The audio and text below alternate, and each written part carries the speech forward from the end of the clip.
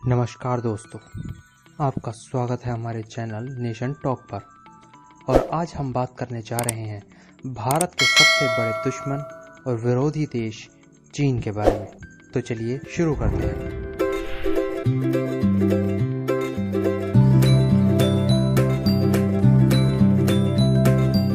दोस्तों, आपको पता ही होगा कि चीन भारत के सबसे बड़े दुश्मनों में गिना जाता है।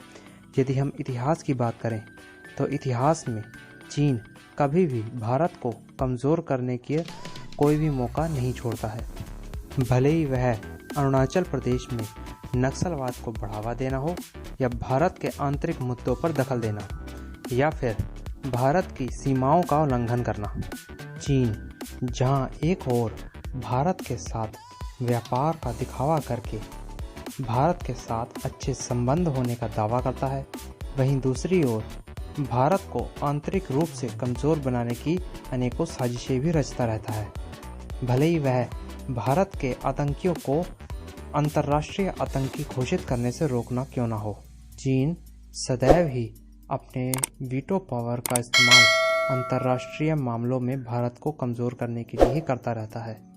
भले ही वह मसूद अजहर को बचाना ही क्यों न हो, लेकिन फिर भी भारत चीन की आंतरिक मामलों में हस्तक्षेप करने से बचता रहा है। लेकिन फिलहाल में हुई हिंसक झड़प के बाद भारत भी अब चाइना को घेरने में पीछे नहीं रहा है, तथा अब भारत भी पूरी ताकत के साथ चाइना को आंतरिक रूप से कमज़ोर करने में लगा हुआ है, जिसमें भारत सरकार ने चाइना के अनेकों सामानों को भारत में प्रतिबंधित कर दिया है। आपको पता ही होगा कि भारत का चाइना के साथ सबसे बड़ा ट्रेड घाटा होता है, जिसमें भारत को हर वर्ष लगभग $55 बिलियन का विदेशी मुद्रा का नुकसान होता है। तथा भारत सरकार चीन के साथ अपने इसी घाटे को कम करने में लगी हुई है, जिसमें भारत ने चाइना के LED टीवी तथा अनेकों इलेक्ट्रिक उपकरणों को भारत में प्रतिबंधित कर दिया है।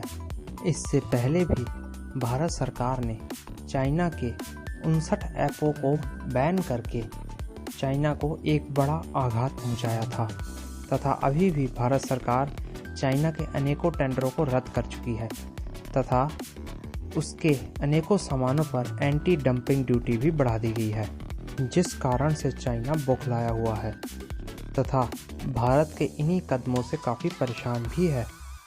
और भारत इस समय चाइना को देखकर अपनी सैन्य शक्तियों को भी काफ़ी तेज़ी से आगे बढ़ा रहा है। भारत के इसी अग्रेशन को देखते हुए चाइनीज़ सरकार ने भी अपने देश में एक बड़ा कदम उठाया है, जिसमें चाइनीज़ सरकार ने भारत के ऑप्टिकल फाइबर पर एंटी डंपिंग टैरिफ बढ़ा दी है, जिसका सीधा तात्पर्य चाइनीज़ सरकार का यह बताना है कि वह भारत पर भी सख्त रवैया अपना सकता है। लेकिन आपको बता दें कि इससे भारत को कुछ खास फर्क नहीं पड़ेगा, क्योंकि चाइना में भारत का ऑप्टिकल फाइबर का इतना बड़ा व्यापार नहीं है। लेकिन भारत अपने देश में चाइना के अनेकों सामानों को प्रतिबंधित करके चाइना को एक बड़ा आघात पहुंचा सकता है, क्योंकि भारत का ट्रेड डेफिसिट चाइना के साथ लगभग $55 बिलियन का है। चीनी सरकार का यह कदम केवल भारत सरकार को यह बताना था कि वह भी भारत पर सख्त रवैया अपना सकता है। आपको बता दें, भारत के ऑप्टिकल फाइबर पर एंटी डंपिंग टैरिफ आज से यानी 14 अगस्त से बढ़ा दी जाएगी। आपको बता दें, यह टैरिफ अगस्त 2019 में ही लाने का प्रस्ताव रखा गया था, लेकिन उसके बाद भारत तथा चाइनीज़ सरकार के बीच हुई बातचीत के बाद यह निर्णय टाल दिया गया, लेकिन अब इसे लागू कर दिया गया है। यह ड्यूटी आने वाले 5 सालों तक लगाई जाएगी।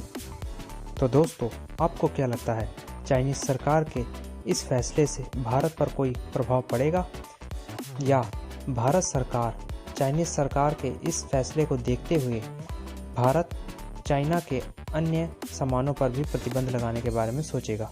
आपको क्या लगता है? अपनी राय कमेंट बॉक्स में ज़रूर दें, तथा ऐसे ही जानकारी के लिए हमारे चैनल को सब्सक्राइब करें। धन्यवाद।